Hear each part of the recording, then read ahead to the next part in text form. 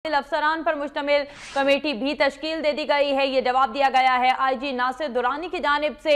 वजीर आला केपी परवेज खटक ने सूबे में बच्चों के अगवा का नोटिस ले लिया है और वजीर आला ने आईजी खैबर पख्तूनख्वा को फोन करते हुए मुल्जिमान के खिलाफ सख्त कार्रवाई का हुक्म दे दिया है। बच्चों के अगवा के वाकयात को किसी सूरत बर्दाश्त नहीं किया जाएगा, ये कहना है वजीर आला का। जबकि काबिल अफसरान पर मुश्तमिल कमेटी तश्कील दी गई है।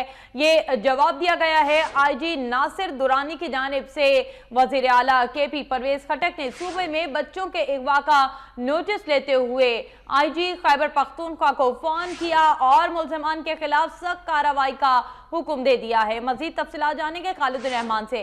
खालिदुर रहमान, तफसीलन आगाह कीजिएगा, क्या अहकाम जारी किए गए हैं वजीर आला की जानिब से? जी बिल्कुल, लाहौर के बाद पेशावर में भी बच्चों के अगवा की वारदातों के इंकशाफ के बाद जो पुलिस ने तकरीबन 11 मुल्जमान को हिरासत में लिया है, उस वाकयात पर अब वजीर आला खैबर पख्तूनख्वा ने नोटिस लिया है और इस हवाले से आईजी पुलिस खैबर पख्तूनख्वा नासिर खान दुरानी को टेलीफोन किया है और वो मुसलसल तकरीबन 10 मिनट तक उनकी बातचीत हुई और इस बातचीत में उन्हें आईजी खैबर पख्तूनख्वा को हिदायत कर दी है कि इस वाकयात की रोकथाम के लिए कोशिशें मजीद तेज की जाए और इन वाकयात में जो मुलविस अनासिर हैं उनके खिलाफ कार्रवाई शुरू की जाए।